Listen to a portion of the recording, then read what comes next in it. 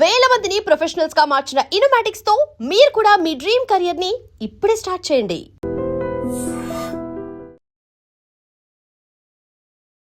అమ్మ నమస్తే. నమస్తే అమ్మా. అమ్మ మనం తినే ఆహారం అదే కదా మనకి ఆరోగ్యం. ఆరోగ్యంగా ఉంటే శారీరక మానసిక ఆరోగ్యానికి కారణం ఆహారం. ఎంత బాగా చెప్పారు, ఒకటే లైన్ కదా. ఈ ఆహారానికి సంబంధించి ఒక్కొక్కరు ఒక్కొక్క పద్ధతిలో మనం వండుకుంటాం, తింటాం. అయితే దీనికి సంబంధించి నియమాలు ఏమన్నా ఉన్నాయా? అంటే ఆరోగ్యంగా ఫైనల్గా ఆరోగ్యంగా ఉండటం, మనం ఆరోగ్యంగా ఉండాలి అంటే ఈ పద్ధతి పాటించాలి, ఇలా కూర్చోవాలి, ఇలా తినాలి, ఇలా వండుకోవాలి, వీటిల్లో వండుకోవాలి, ఇలాంటి నియమాలు ఏమన్నా చెప్పటం జరిగిందా మనకి? అమ్మ, మనకి పూర్వకాలం ఇప్పుడున్నట్టుగా స్టెయిన్లెస్ స్టీల్ లేదు. కరెక్ట్. అందుకని ఇత్తడి గిన్నెల్లో వండుకునేవారు. రాతి చిప్పల్లో పులుసులు అవి పెట్టుకునేవారు. రాతి చిప్ప, రాచిప్ప. రాతిని, గ్రనైట్ రాయిని తొలిచి గిన్నెల్లా చేస్తారు. అది పొయ్యి మీద వండుకునే వాళ్ళు గనక అది బాగానే ఉండేది. పొయ్యి మీద పెట్టాలమ్మా. పొయ్యి మీద ఎప్పుడైనా ఎక్కువ పడుతుందమ్మా, వేడెక్కడానికి సమయం పడుతుంది. ఇప్పుడు చాలా వచ్చాయట, ఆ గ్రనైట్ తో ఉన్న గిన్నెలు వచ్చాయట. వేడెక్కడం సమయం పట్టినా ఉడకడం బాగుంటుంది, అందులో వండి పెడితే పాడవదని కూడా చెప్తున్నారు. అంటే మాకు తెలిసి మా చిన్నతనంలో మాకు పులుసు మా బామ్మగారు అందులోనే పెట్టేవారు. పెడితే రేపటిదాకా ఇవాళ ఎలా పెట్టామో అట్లాగే ఉండేది. రుచిలో మార్పు ఉండేది కాదు, ఏమీ మార్పు ఉండేది కాదు, పాడయ్యేది కాదు. ఇప్పుడు ఎలా మూత తీస్తే గుమగుమలాడుతూ వాసన వస్తుందో అట్లా ఉండేది. అది ఎందుకంటే ఇత్తడిలో కిలుమెక్కుతుంది కనుక. ఒకవేళ ఇత్తడిలో వండినా వెంటనే ఈ రాచిప్పల్లోకి మార్చేవారు, గాజు వాటిల్లోకి కానీ రాచిప్పల్లోకి కానీ. అది ఒకప్పటి మాట. జర్మన్ సిల్వర్ వాడడం మంచిది కాదని వాడేవాళ్ళు కాదు. వచ్చేవి పాత్రలు కానీ వాడేవాళ్ళు కాదు. ఇత్తడి, రాచిప్పలు. మట్టి పాత్రలు కూడా ఉండేవి. అంతకు ముందు మట్టి పాత్రలతోనే వాడేవారు. మట్టి పాత్రలతో గనక మీరు వంట చేసినట్టయితే ఆరోగ్యానికి చాలా మంచిది. ఎందుకంటే మట్టి పోరస్ అంటారు, చిన్న చిన్న కంటికి కనపడనటువంటి గాలి వెళ్ళేటటువంటి లోపల ఖాళీలు ఉంటాయి. వాటి ద్వారా బయట నుండి వచ్చేటటువంటి గాలి కూడా, వాతావరణంలో ఉండే గాలి కూడా లోపలికి వెళ్ళి వంట రుచిగా ఉంటుంది, బాగా ఉంటుంది. మా చిన్నతనంలో వేసవికాలం వచ్చేటప్పటికి ఈ మట్టి పాత్రలు మడికి పనికొచ్చావు కదా, ఎందుకంటే వాటిని మడిగా పెట్టుకోవడం చాలా కష్టమని. అందుకని పిల్లలకి వేసవి కాలంలో కుండలో అన్నం వండి కొయ్య తెడ్డుతో కలిపి పెట్టేవారు, మెటల్ కాకుండా. ఇప్పుడు కొయ్య తెడ్లు కూడా ఫ్యాషనే మనకి. ప్రత్యేకంగా కుండలో వండి కొయ్య తెడ్డుతో మాత్రమే ఆ అన్నాన్ని కలిపి దాంతో మాకు పెట్టేవారు. చాలావా, వేడి చెయ్యదు, ఆరోగ్యానికి మంచిది, వంట పడుతుంది అని. ఇది చెయ్యగలిగితే ఈ రోజుల్లో కూడా మట్టి పాత్రలు మంచివి వస్తున్నాయి మనకి. చాలా మంచివి తయారు చేస్తున్నారు. పైగా అవి నల్లగా ఉండట్లేదు, టెర్రకోట వస్తున్నాయి, కొన్ని నల్లవి కూడా వస్తున్నాయి, నల్ల మట్టితో చేసినవి కూడా. వాటిల్లో అన్నం కానీ కూర కానీ వండుకొని చూస్తే ఆ రుచి వేరే రకంగా ఉంటుంది.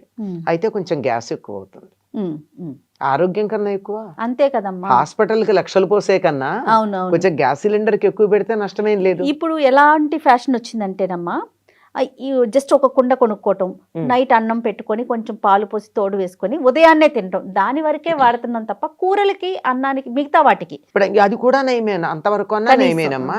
మా పాలు పెరుగు మాత్రం కుండల్లో తప్ప దేంట్లోనూ కాచేవాళ్ళు కాదు పాతకాలంలో. ఇప్పుడు కుండల్లోనే మంచి పాలకుండ పెరుగుకుండ అన్న పదాలే ఉండేవి. 3-4 కుండలు ఉండేవి.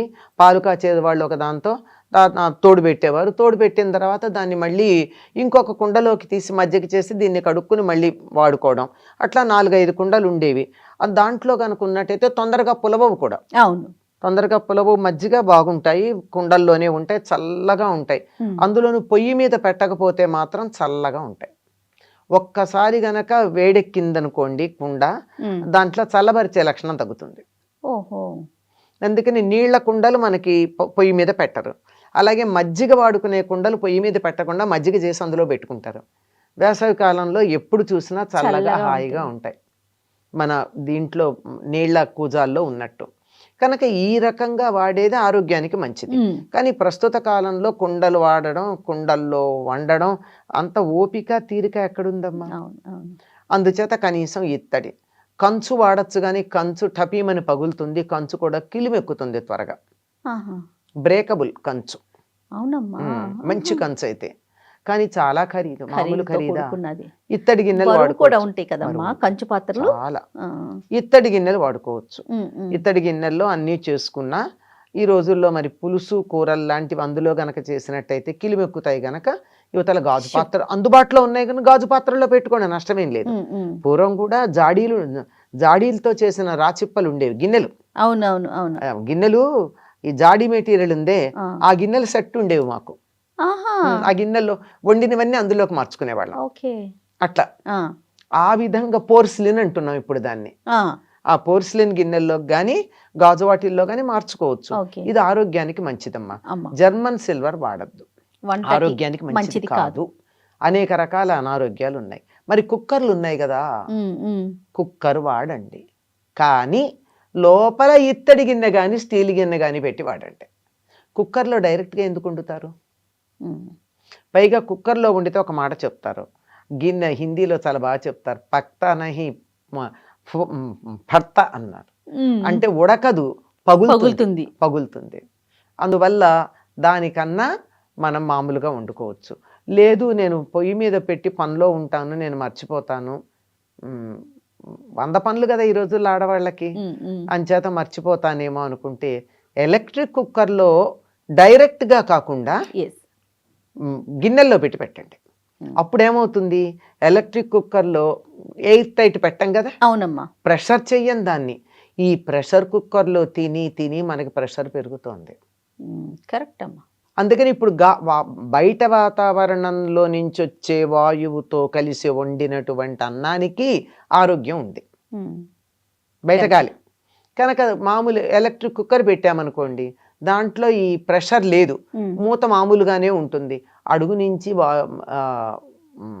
నీటి ఆవిరి వస్తుంది, బయట నుంచి వాతావరణంలో ఉన్న గాలి ఉంటుంది, వేడికి చక్కగా ఉడుకుతుంది. ఇది కూడా లోపల పెట్టుకునేటప్పుడు చక్కగా ఇత్తడి గిన్నె స్టీల్ గిన్నె, మ్యాక్సిమం స్టీల్ పెట్టుకుంటారు, ఉంటే అందుబాటులో ఉంటే ఇత్తడి గిన్నెలు కూడా పెట్టుకోవచ్చు, దాంట్లో పెట్టుకుని వండుకోవచ్చు. ఇది వీలైనంత మీరు సూక్ష్మంలో మోక్షం అడిగారని చెప్తున్నా. ప్రెషర్ కుక్కర్ కన్నా ఇది బెటర్.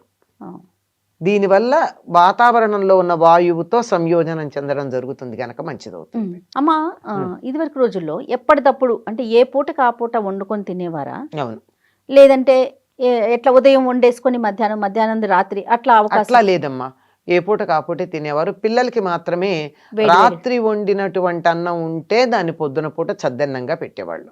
చద్దన్నానికి బలం ఎక్కువ, విటమిన్ బి ఉంటుంది అందులో, చద్దన్నంలో బి కాంప్లెక్స్ వస్తుంది. అన్నం మాత్రమే రాత్రిది అలా మర్నాటికి ఉంటే, వేరే పదార్థాలు కావు. ఒక్క బియ్యానికి మాత్రమే B12 ప్రొడ్యూస్ చేసే లక్షణం ఉంటుంది కనుక మర్నాడు పొద్దున్న తింటారు. ఇంకా బాగుండాలంటే దాంట్లోనే కొంచెం పాలేసి తోడు పెట్టడం. ఆ పాలేసి తోడు పెట్టిన అన్నం ఏదైతే ఉందో ఇది సూర్యోదయానికన్నా ముందు తినాలి. సూర్యోదయం అయ్యాక లాభం లేదు, అది ఒట్టి పెరుగన్నం కిందే లెక్క. లేదంటే ఏం చేస్తారంటే రోజు అట్లా కుదరదు గనక అందరికీను ఏదో స్నానం చేసి దేవుడికి దండం పెట్టుకుందే, చద్దన్నం కూడా తినేవాళ్ళు కాదు పూర్వం. పిల్లలు కూడా కనుక అట్లా చేయాలి అంటే ఈ రాత్రి ఉండిపోయిన అన్నంలో కొంచెం మజ్జిగ వేసి ఉప్పేసి పెట్టేవాళ్ళు. మజ్జిగ లేని వాళ్ళు నీళ్ళేసైనా ఉప్పేసి పెట్టేవాళ్ళు. ఉప్పు కూడా చిటికెడు ఉప్పు వేయాలి. చిటికెడు అనకూడదు, రాయి అనాలి, ఎందుకంటే ఉప్పు రాళ్లే వాడడమే మంచిది కదా. అది వేసినట్టయితే చాలా బాగుంటుంది, ఫెర్మెంట్ అయ్యి పిల్లలకి చాలా మంచిది. ఇది పెద్దవాళ్ళకి అవసరం లేదు, అందుకే పిల్లలకి మాత్రమే ఇది. అంతేగాని రోజుల తరబడి పదార్థాలు కూడా ఉంచుకునేది లేదమ్మా. రోజుల తరబడి ఉంచుకునే పదార్థాలు ఏవైతే ఉంటాయో సంవత్సరాల తరబడి ఉండేవి, వాటిని వండేవారు కాదు. ఆవకాయ వండుతారా? వండం. నిమ్మకాయ పచ్చడి వండుతారా? వండమమ్మ. చింతకాయ పచ్చడి వండుతారా? వండరు. పొయ్యి మీద పెట్టి వండని పదార్థాలు ఏమున్నాయో అవి సంవత్సరానికి సరిపడా పెట్టుకునేవారు. వండిన పదార్థాలు ఎక్కువ వాడేవాళ్ళు కాదు. రీహీట్ చేసుకోవటాలు, రోజుల తరబడి ఫ్రిడ్జ్లో పెట్టుకోలేదమ్మా, ఇలాంటివి ఆరోగ్యంగా ఉండేవారేమోనమ్మా కదమ్మా. ఎప్పుడన్నా అన్నం మిగిలిపోతే పారేయకూడదు అని కొంచెం పొద్దుడిది సాయంత్రాంది పొద్దునో తిన్నా రీహీట్ చేసేవాళ్ళు కాదు. చల్లంది తింటే నష్టం ఏమిటి? నష్టమేం లేదు. కనుక రీహీట్ వల్ల వచ్చేటటువంటి ప్రాబ్లం మామూలు ప్రాబ్లం కాదు. ఓకే. ముఖ్యంగా చెప్తారు పప్పు కానీ రీహీట్ చేసినట్టయితే క్యాన్సరస్ అని విన్నాను నేను. My God. అది ఎంతవరకు అది శాస్త్రీయంగా అంగీకరించారో తెలియదు కానీ అది మాత్రం రీహీట్ చెయ్యకూడదు అని చాలా మంది చెప్పినటువంటి మాట. సో ఈ విధమైన పద్ధతులు ఫాలో అయ్యేవారు. ఇవి ఫాలో అవ్వడానికి మన కష్టమా, మనకు తెలియక అడుగుతారు. చాలా మన పూర్వీకులు చేసిందే కదా. కుండల్లో పెట్టుకోవడం కష్టం. అవును. ఇత్తడికి నువ్వు ఖరీదైనవి ఏమిటో రకరకాల కుక్కర్లు కొనుక్కుంటున్నారు. అవునవును. దాని బదులుకి ఇత్తడి గిన్నె వండుకోండి. అవును అవును. హాయిగా ఉంటుంది.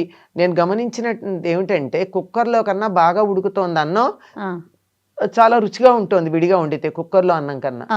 అది ఆరోగ్యంగా ఉండాలంటే కొన్ని కొన్ని చాలా పాటించాలి. చిన్నవి, చిన్న ఇందులో విషయాలు. ఖరీదేం లేదు, కష్టతరమైనవి అంతకన్నా లేదు. కాకపోతే చిన్న శ్రద్ధ పెట్టాలంతే. కరెక్ట్ అమ్మ. అయితే ఎలా తినాలి, ఏ విధంగా తినాలి అనేది మరొక వీడియోలో మనం డిస్కస్ చేద్దామమ్మా. నమస్తే. నమస్తే. And for more videos, Please subscribe to iDream. Please subscribe to iDream. Please subscribe iDream. And please subscribe to iDream. For more videos, subscribe to iDream.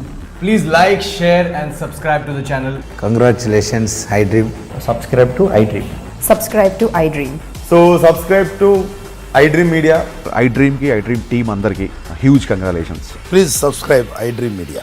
Please subscribe to iDream. Subscribe iDream. Please subscribe to iDream. iDream అంటే నా కళల ఛానల్ను subscribe చేసుకున్నారు, నోరు తిరుగుతలేదు. మీరైతే గంట గుర్తు కొట్టండి. For more such videos, please subscribe to iDream.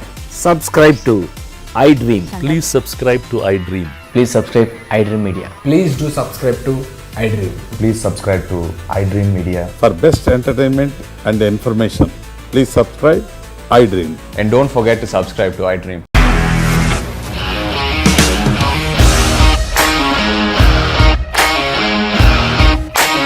ఇండస్ట్రీలో కమిట్మెంట్ ఇష్యూస్ వస్తే నీకు కూడా వచ్చినట్టు మార్నింగ్ తీసుకెళ్ళాలంటే కొట్టి పడేసాడు.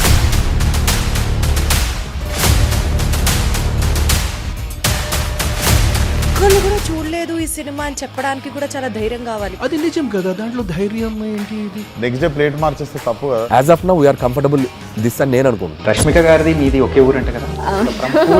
నీకు కోపం వచ్చిందంటే బాగా తిట్టేత్తరా? తిట్టేద్దామండి. నిజంగా గేమ్ ని ఎలా చేంజ్ చేయగలిగారు? ఏపీఎస్ఎఫ్సి వాళ్ళకి 6 నెలల్లో నేను 6 లక్షలు కట్టా. బిజినెస్ చేయాలనుకుంటే it is as difficult as riding a tiger.